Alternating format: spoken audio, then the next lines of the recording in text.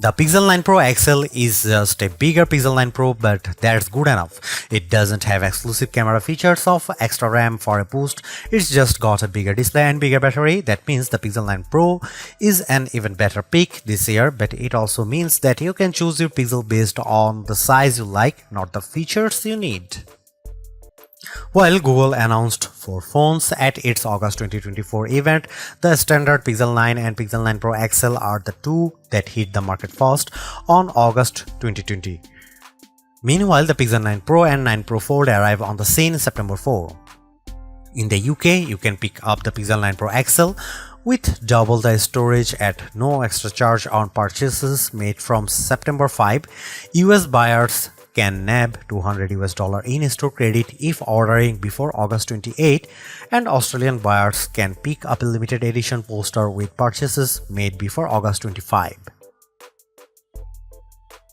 The addition of the new smaller Pro model this year helps Google justify its decision to render the Pixel 9 Pro XL the most expensive candy bar Pixel to date. It starts at $1,099. It's practically like for like when compared to equivalent storage option of the iPhone 15 Pro Max, truly putting an end to the notion that the Pixels are the affordable flagship option.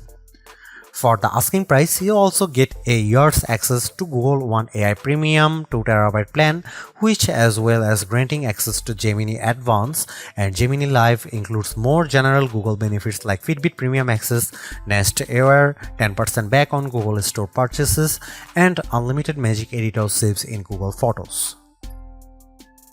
A pixel in iPhone font, that's the shorthand I keep coming back to the newer Pixel 9 series design language. The size and feel of the XL's new squared aluminum frame immediately reminds me of Apple's current iPhone 15 Plus and iPhone 15 Pro Max in the hand. Does that polished metal attract fingerprints? Absolutely, but not anywhere near as badly as expected. This new squared form paired with the heaviest build of any candy bar Pixel yet leads to a more premium look and feel overall. This is helped further by the Pixel 9 Pro XL's slimmer profile compared to the Pixel 8 Pro, and side by side with my wife's old Pixel 6 Pro, the jump in build quality is truly impressive. One update I'm not sure I love quite so much is the loss of the camera bar, which is replaced in this generation with a camera peel that protrudes out of the phone's rear panel at 90 degrees. It makes for a more bold and confident aesthetic, but it's not as quickly identifiable as the bar. As well as the cosmetic changes, Google also claims that the Pixel 9 Pro XL's new mid-frame design, not to mention its 100% recycled aluminum outer frame, Gorilla Glass Victus 2 front and rear panels, and IPC certified protection against dust and water ingress, make the new phone twice as durable as its predecessor. In my time with the Pixel 9 Pro XL, by trying to keep it out of harm's way as much as possible, the finish has remained unscathed, but whether it will age as gracefully as its titanium-clad competition from Apple and Samsung remains to be seen. Both sizes of Pixel 9 Pro come in 4 colorways, with Obsidian pictured most prominently in this review. The hazel finish most closely apes the iPhone 15 Pro's natural titanium look, and the Galaxy S24 Ultra's titanium grey, while porcelain and rose quartz offer decidedly more vivacious options. The Pixel 8 Pro Super Extra display feels like a noteworthy upgrade from the panel on its predecessor, and while not as earth-shattering an improvement this generation, the Pixel 9 Pro XL screen is a great refinement yet again. Although it sports the same resolution as the Pixel 8 Pro's panel, both high brightness and peak brightness levels have been cranked up to 2000 and 3000 nits respectively, meeting or beating key rivals in a spec-for-spec comparison. Add to that the panel's flat design, its thin, equally proportioned bezel on all sides, and its excellent viewing angles, and the Pixel 9 Pro XL's Super Extra display is a thing to behold. As before, the use of an LTPO OLED panel facilitates a dynamic refresh rate from 1 to 120Hz, making it ideal for always-on display functionality thanks to the implied power-saving benefits, while also still serving up a snappy user experience when swiping around the UI. One of the more prominent changes you might not immediately notice is the fingerprint sensor. Instead of the optical module used since the Pixel 6 series, Google has gone the way of Samsung and instead kitted the Pixel 9 Pro XL's display with an ultrasonic sensor. I didn't notice a huge difference when making the switch from my Pixel 7 Pro, but in side-by-side comparison it lives up to the promise of a 2x speed improvement. Perhaps more useful is the greater reliability, especially with damp fingers or when used in the rain. One side effect of this latest generation Pixel launch happening earlier than usual is that the whole series runs Android 14. Typically, Google times the arrival of its latest smartphones to coincide with the release of the next Android, but the Pixel 9 debut on the same Android 14 foundation as the Pixel 8. At least the company's even impressive commitment to 7 years of updates persists, meaning the phone's price tag includes excellent long-term support for both future releases of Android and subsequent security patches, an area where many rivals still fall short. As a long-time Pixel user, the look and feel of Android on the Pixel 9 Pro XL is characteristically clean, easily navigable, pleasantly customizable, and dressed with helpful everyday features that aren't guaranteed on other phones. That said, the Pixel 9 Pro XL does get some Pixel exclusive editions that up the ante, all of which lean on Gemini AI. There is a new dedicated weather app that generates dynamic weather reports to make insights into each day's weather more digestible than ever.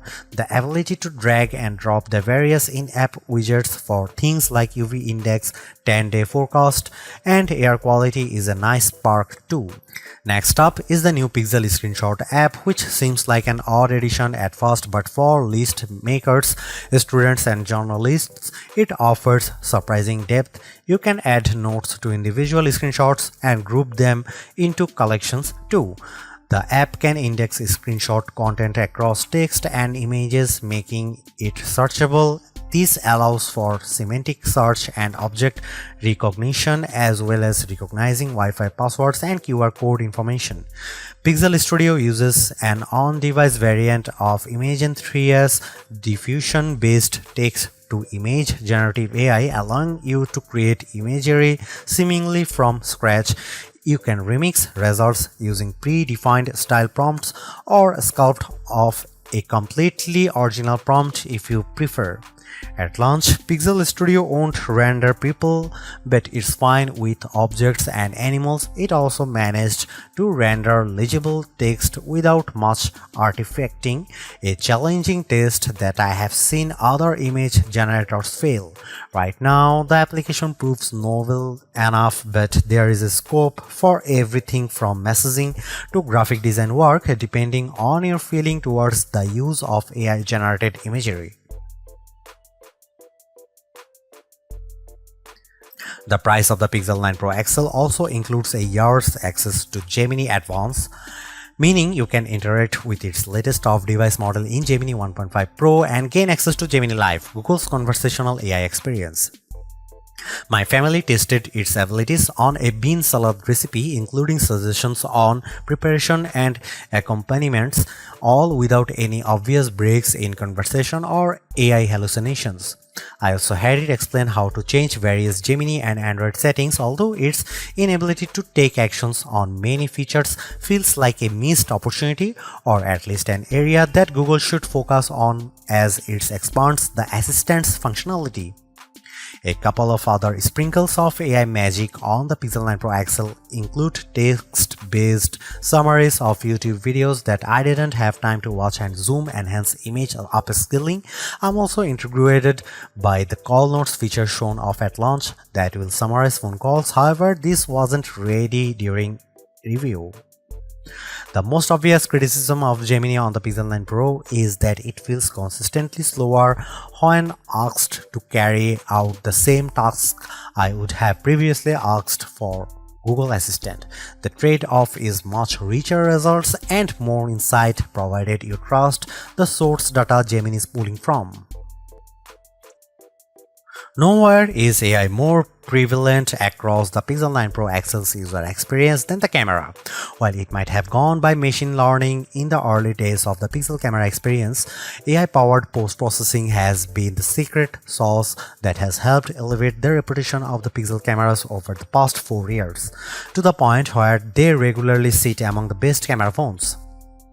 As Google has focused its efforts on AI more directly, the proposition of a Pixel camera has changed somewhat, with capture and editing becoming two distinct facets of the experience.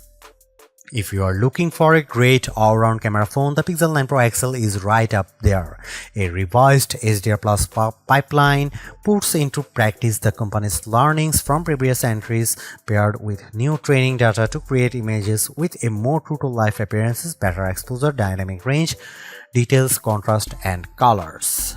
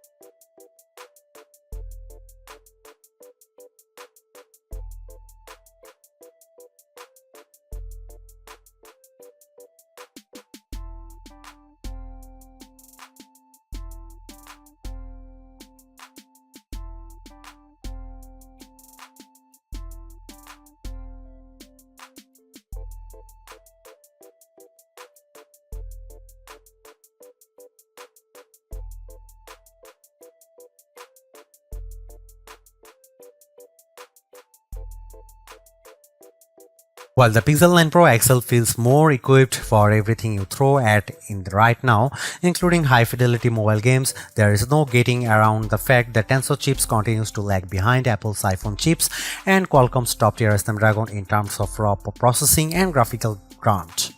Whether it's a matter of the shorter turnaround between generations of Pixel or the fact that it's not Google's focus, the new Tensor G4 chipset powering all of the Pixel 9 series doesn't pack that much more horsepower even compared to the Tensor G3. It's built on a similar 4nm process as the Tensor G3 but with new core architecture and one fewer high-efficiency cores than its predecessor. The switch from an Immortalities to Mali GPU means no more ray tracing, a small but notable loss for mobile gamers.